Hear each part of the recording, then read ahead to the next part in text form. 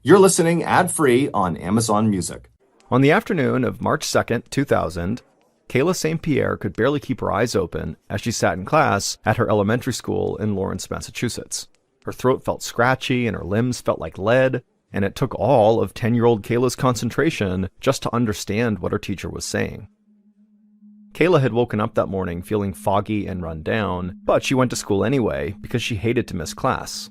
She toughed it out through a pop quiz, then PE class and lunch, but now she was fading fast. Her eyes drooped, and suddenly there was a hand on her shoulder.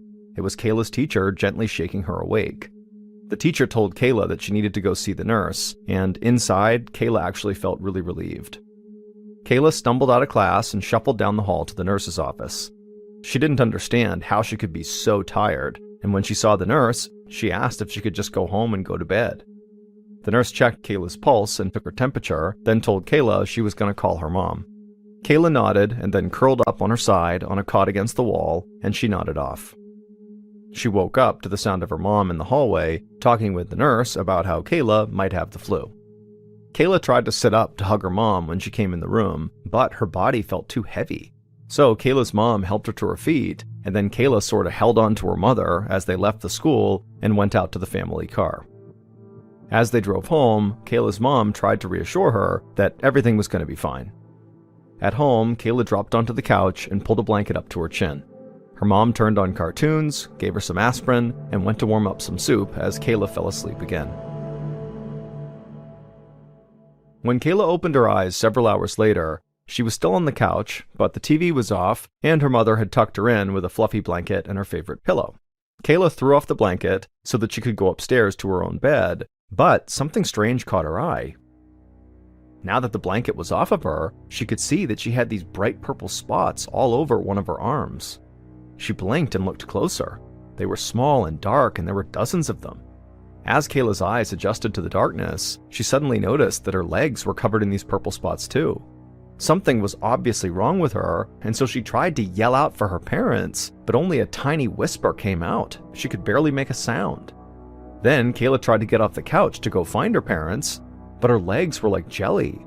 She tried to wiggle her toes, but she couldn't. They didn't move. And so Kayla really began to panic as she lay there frozen. Using all her strength, Kayla did finally slide off the couch and onto the carpet, and from there she crawled her way across the room and up the stairs and all the way into her parents' room. Once she was in there, Kayla couldn't stand and she basically couldn't speak. So she just laid there on the floor in her parents' bedroom, banging her fist against their bed frame. Kayla's mom was initially confused about where this banging sound was coming from, but then she looked over the edge of her bed to find her daughter lying there on the floor. Kayla's mom asked Kayla, what are you doing down there? Kayla looked up at her mom, and even though she couldn't say the words, she mouthed the words as clearly as she could that she needed to go to the hospital. Suddenly, Kayla's mom and her dad, who was awake at this point, both realized that their daughter was in great danger, and they dove into action, turning on lights, throwing on clothes, grabbing car keys. Kayla's mom grabbed Kayla's shoes and crouched down and put them on her because Kayla couldn't move at all. And by this point, Kayla was just crying hysterically because she was so scared. She had never been this sick before. And then Kayla felt her dad pick her up, and he carried her down the stairs and put her in the back seat of the car.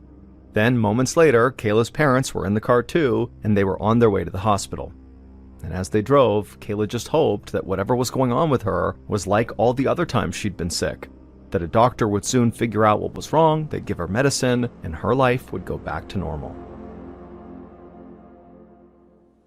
As Kayla's family was racing toward Lawrence General Hospital, Dr. Michelle Harris was filling out the medical chart for a 10-year-old girl named Terralyn who had been brought to the same hospital a couple of hours earlier. Terralyn's symptoms were very serious and very strange. She had a 105-degree fever, she had intense fatigue, and she had a purple spot on her shoulder. Dr. Harris had started her on antibiotics and ordered full blood work. She hoped once the test came back that she'd have a better idea of what was going on with her young patient. Once Dr. Harris was done with the paperwork, she headed to the break room to get a cup of coffee, something she desperately needed when she worked overnight shifts in the emergency room. But before she could take her first sip, a nurse flagged her down. A new patient named Kayla St. Pierre had just arrived in the ER, and Dr. Harris was needed immediately. Dr. Harris thanked the nurse and quickly went to the ER, where she found Kayla in a sweaty, pale heap on a bed. Her parents stood on either side of her, looking terrified and exhausted. Dr. Harris introduced herself and asked Kayla how she was feeling, but Kayla could barely turn her head to look at the doctor. She mumbled that her body hurt and her arms and legs felt weird. Dr. Harris pushed up the sleeves on Kayla's hospital gown to get a better look at her, and when she did this, Dr. Harris did a double take. Her arms were covered in purple splotches, sort of like that one purple dot that was on her other patient's shoulder, Terrelyn. Dr. Harris studied the markings on Kayla's arms and her legs more closely and realized that she recognized the condition from medical school. These splotches were a type of blood vessel disorder called purpuric lesions, and they typically appeared in patients whose bodies were fighting off some sort of serious infection. Next, Dr. Harris examined Kayla's hands and feet. They were cold to the touch and darker than the rest of her body, indicating poor blood circulation. Dr. Harris checked Kayla's fingers, wrists, toes, and ankles, but couldn't find a strong pulse anywhere.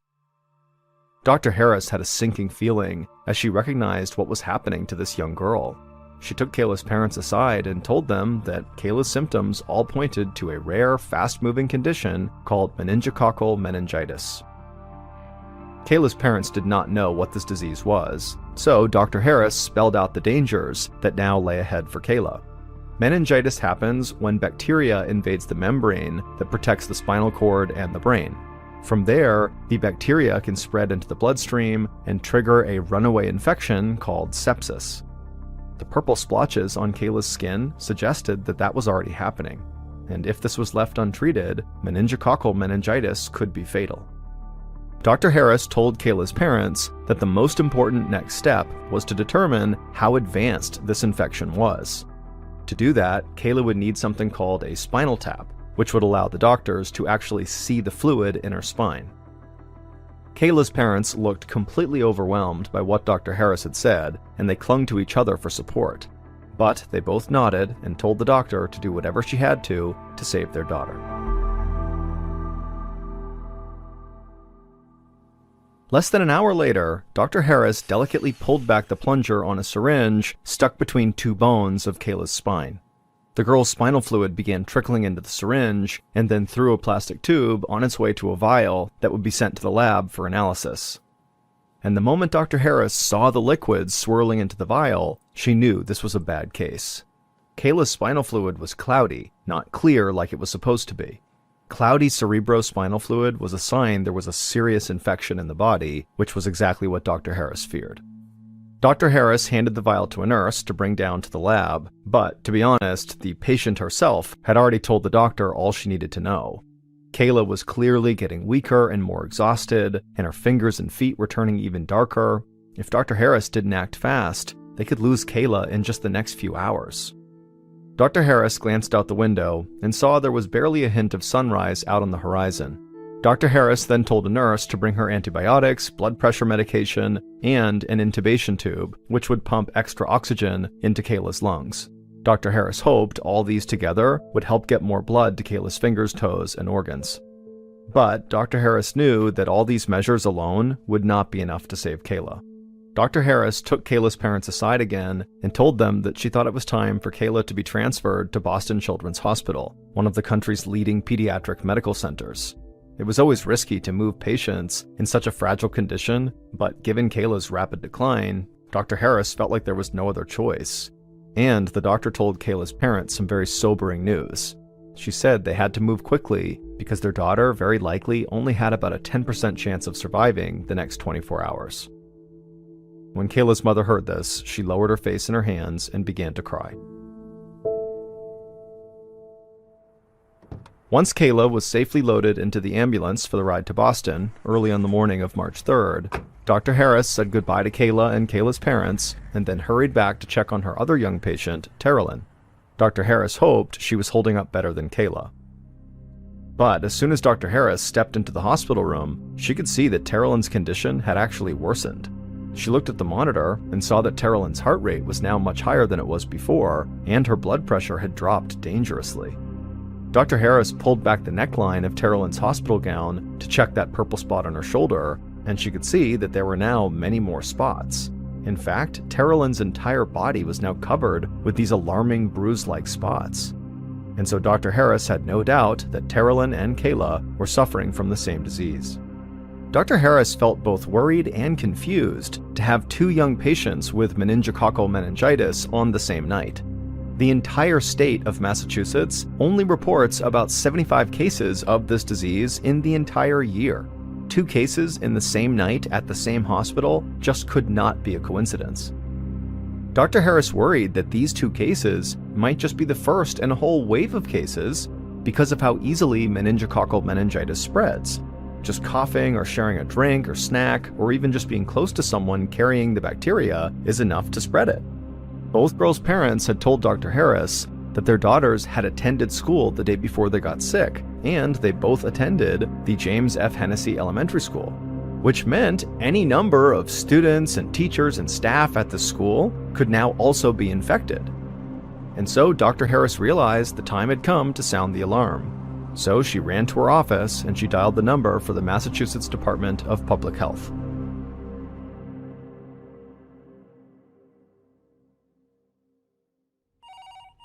That same morning, Dr. Charles Dayton was still at home getting dressed when the phone rang.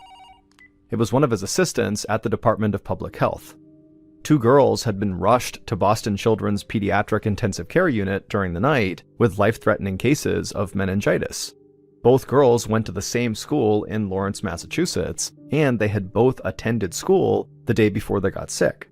The thought of hundreds of kids catching and spreading a potentially fatal disease made Dr. Dayton's heart start to race. But he had faced enough urgent healthcare crises before to know that worrying about them didn't help anybody. He needed to take swift action, especially since school started in just 90 minutes. Dr. Dayton dialed the number for James F. Hennessy Elementary School and asked to speak to the principal. When the principal hopped on the call, Dr. Dayton explained the situation as calmly as he could manage, but the principal was obviously still alarmed to learn that two of her students were gravely ill with a contagious condition. The doctor told the principal that he would need to know more about Kayla and Terrelyn. Once he understood how these girls were connected, beyond just going to the same school, he could begin to figure out how they had both contracted the meningococcal meningitis bacteria. Comparing the schedules of the girls would also help determine who they came into contact with, and therefore who was at greater risk of now getting sick. The principal put Dr. Dayton on hold while she went to get the girls' files.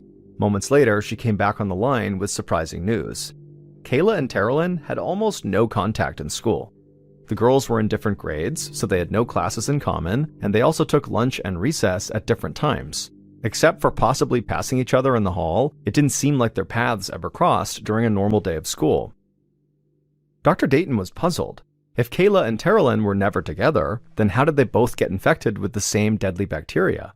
The doctor would have to investigate more thoroughly later, but for now, he had more pressing concerns, such as preparing a school for the arrival of 550 students, some of whom might already be carrying a deadly, highly contagious infection. If he had received the news earlier, Dr. Dayton would have considered ordering the school closed, but it was too late for that. It would cause too much chaos. For now, it was best to take normal safety precautions. Dr. Dayton told the principal to have all the bathrooms scoured and disinfected and the water fountains turned off. Then he asked the principal to send his office a master class list so the doctor and his team could try to figure out who had come into closest contact with Kayla and Terrelyn. After Dr. Dayton hung up, he quickly finished getting dressed, then drove to his office at the health department. By the time he got there, his team was already assessing the student list that the principal had sent over, and they had discovered that 82 students and 7 teachers shared classrooms or facilities with either Terrelyn or Kayla. All of them were flagged as potential carriers of meningococcal meningitis. Dr. Dayton told his team to contact the parents of all 82 students and advise them to take their kids to a pediatrician so they could get antibiotics. Then he called the principal back and told her that all 7 teachers who had taught Kayla and Terrelyn needed to be dismissed for the entire day and remain off campus until they'd been tested for meningitis. As word of the meningitis scare trickled out into the school community, Dr. Dayton's phone rang constantly with calls from parents wanting more information. He explained as best as he could, and he reassured them that if their kids took the recommended antibiotics, they'd be fine. But later that afternoon, Dr. Dayton began receiving a different type of call. Local pharmacies were contacting him to warn that they had sold through their entire stock of antibiotics. Parents kept showing up, but there was nothing for the pharmacies to give them. At the crack of dawn the next day, Dr. Dayton's cell phone rang. It was a colleague from the state health department, confirming that the state had just ordered an emergency shipment of antibiotics for Lawrence area pharmacies. A fleet of trucks had just left their warehouses, loaded with drugs to fight off meningitis. Dr. Dayton spent a long day at his desk, confirming deliveries of antibiotics, but also fielding calls from local reporters who had found out about the meningitis cases from parents in the area. Dr. Dayton did his best to spread a message of confidence that the situation was under control, but in reality, he didn't actually know if it was. On the morning of March 5th, so 3 days after Kayla St. Pierre first got sick, Dr. Dayton got a call he'd been dreading. It was a doctor from a nearby hospital calling about a young girl who had been brought to their emergency room in the middle of the night, and her lab reports had just finished processing, and the doctor could now confirm that she had meningococcal meningitis. Then the physician said something else that alarmed Dr. Dayton even more. Although this third girl with meningitis was from Lawrence, Massachusetts, she actually went to a different school than Kayla and Terrelyn. This meant that the meningitis was spreading to a new pool of victims. Dr. Dayton feared what might come next. A third school? A fourth? Then spreading to other towns and maybe even across state lines? Who knew how far this could go? Now it was Sunday, but Dr. Dayton knew he couldn't wait for Monday to take action. So he thanked the doctor, hung up, and then quickly called an emergency weekend meeting at the health department headquarters in Boston, Massachusetts. Once Dr. Dayton got to his office, he pinned a map up showing the two schools up on the wall. He paced the room, wondering how Kayla and Terrelyn could have caught the same bacteria despite not sharing any classes or activities. And now there was this third girl from a totally different school who had somehow caught the same bacteria. And so the only explanation that made sense was that these three girls had something in common, just nobody knew what it was yet. Dr. Dayton stared at the schools on the map, lost in thought. Then an idea occurred to him. If the girls hadn't interacted at school, what if they knew each other outside of school? Dr. Dayton told his team to contact the parents of all three girls and find out every extracurricular activity they were involved in. From sports to neighborhood groups to Girl Scouts, Dr. Dayton felt certain there had to be some social thread connecting them, and if they could find it, then they had a chance to contain the outbreak. The next morning, Dr. Dayton was working in his office when he got word that another girl from a city near Lawrence had just been admitted to the hospital with a 104-degree fever. And after taking a spinal tap, a doctor confirmed her diagnosis. She too had meningococcal meningitis. Dr. Dayton slumped in his chair. This was the fourth case in 4 days, with no end in sight. Dr. Dayton desperately needed to find the source of the infection, but every new patient made the puzzle more complicated. The third girl was from a different school than Kayla and Terrelyn, and now today's girl, the fourth girl, was from a different community altogether. Dr. Dayton still felt like all of these girls must be connected somehow. He just needed to figure out what the connection was, and he needed to find it fast. Dr. Dayton called his team together again for another brainstorming meeting. To him, the biggest clue was the fact that all four girls had gotten sick within a very small window of time, which suggested they might have been exposed around roughly the same timeline. He also knew that meningococcal meningitis can take about 2 weeks until victims begin to show symptoms, which meant all these girls were likely exposed roughly 2 weeks earlier. So Dr. Dayton called in his best research assistant and told him to find out what each of the four girls were doing 14 days ago. As his research assistant left to get started, Dr. Dayton's phone rang yet again. It was Kayla's doctor at Boston Children's Hospital, and he had some very upsetting news. The majority of Kayla's fingers and toes had been without a proper blood supply for so long that the tissue inside had died, and it looked like they would have to amputate them.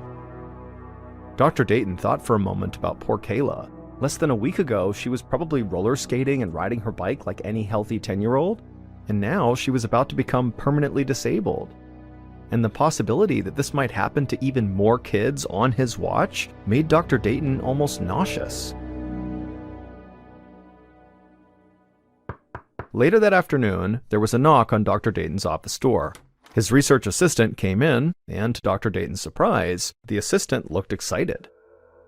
He said he had just discovered a very strong lead. It turned out all 4 girls were part of the same local girls' club. Not only that, but exactly 2 weeks ago, 3 of the 4 girls had taken a girls' club field trip together to go see Disney on Ice in New York City. Dr. Dayton felt so excited that he nearly cheered. This had to be where the girls were infected. But he still needed to find out how they had transmitted the bacteria to each other. He stood up, grabbed his car keys, and went to find out. Less than an hour later, Dr. Dayton parked at Boston Children's Hospital and hurried inside. 3 of the 4 girls were there. Kayla's case was the worst, and she had actually just been put into a medically induced coma. Doctors had decided this was her body's only chance to fight back against the disease. Dr. Dayton went to Terrelyn's room and found her lying on her side, flipping through a magazine. She looked pale and weak, but her vitals were stable. Dr. Dayton asked her about the trip to New York. Terrelyn sat up in bed and smiled at the memory. She described how fun the long bus ride there had been, and how exciting it was to cross the bridge into the city, seeing it all lit up at night. Dr. Dayton asked if the girls had brought snacks or drinks along, or if maybe they had stopped at some point to buy them. He assumed the bacteria had likely spread through something the girls had consumed. But Terrelyn shook her head. She said they had been too excited to eat or drink anything. Besides, they hadn't wanted to spill anything on their outfits, since they had dressed up in their favorite clothes. Dr. Dayton was puzzled. If the girls hadn't shared any food or drink, then how did the bacteria spread? Terrelyn told him that as their bus approached Madison Square Garden, where the show was going to take place, that she and the other girls had fixed their hair and touched up their appearance to get ready.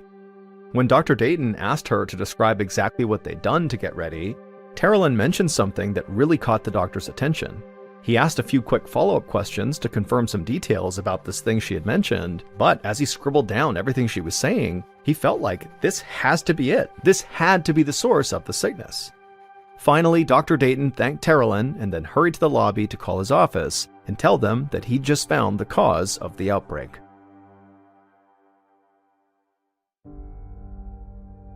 For the next 2 weeks, Dr. Dayton kept waiting for his phone to ring with news of another case, but it never happened. After 14 days with no new cases, Dr. Dayton knew the scare was over. He felt both relieved and exhausted. It would turn out his hunch had been correct. All 4 cases of meningococcal meningitis were due to a single isolated event. Right before the Disney on Ice performance, Terrelyn, Kayla, and one of the other girls had shared a tube of sparkly lip gloss to look extra glamorous for the night. And that lip gloss was contaminated with the meningococcal meningitis bacteria. Most likely, the one sick girl who was not on the field trip had also used that same tube of lip gloss sometime shortly before or after. Although Dr. Dayton was grateful to have identified the bacteria's source, he was left with one question unanswered: how the bacteria got on the lip gloss in the first place. Now, Dr. Dayton was never actually able to determine this for certain, but he guessed that someone who did not know they had meningitis must have used that lip gloss at some point. Some people carry the bacteria without ever actually getting sick themselves, even though they can spread the disease. But the bacteria was there, living on that tube of lip gloss, until the fateful day it was passed around before Disney on Ice.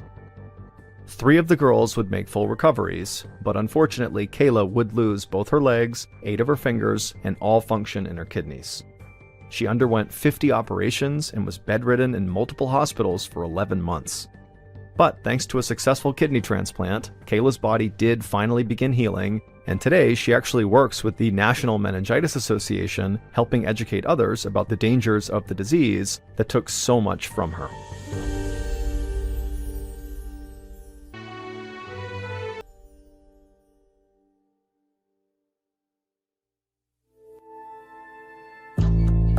From Ballen's Studios and Wondery, this is MrBallen's Medical Mysteries, hosted by me, Mr. Ballen. A quick note about our stories: we use aliases sometimes because we don't know the names of the real people in the story, and also, in most cases, we can't know exactly what was said, but everything is based on a lot of research.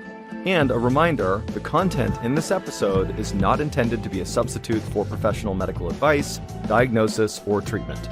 This episode was written by Britt Brown. Our editor is Heather Dundas. Sound design is by Ryan Potesta. Our coordinating producer is Taylor Sniffen, and our managing producer is Sophia Martins. Our senior producer is Alex Benedon. Our associate producers and researchers are Sarah Vitak and Tasia Palakonda. Fact-checking was done by Sheila Patterson. For Ballin Studios, our head of production is Zach Levitt. Script editing is by Scott Allen and Evan Allen. Our coordinating producer is Matub Zaire. Executive producers are myself, Mr. Ballin, and Nick Witters. For Wondery, our head of sound is Marcelino Villapando. Senior producers are Loredana Palavoda and Dave Schilling. Senior managing producer is Ryan Lohr. Our executive producers are Aaron O'Flaherty and Marshall Louis for Wondery.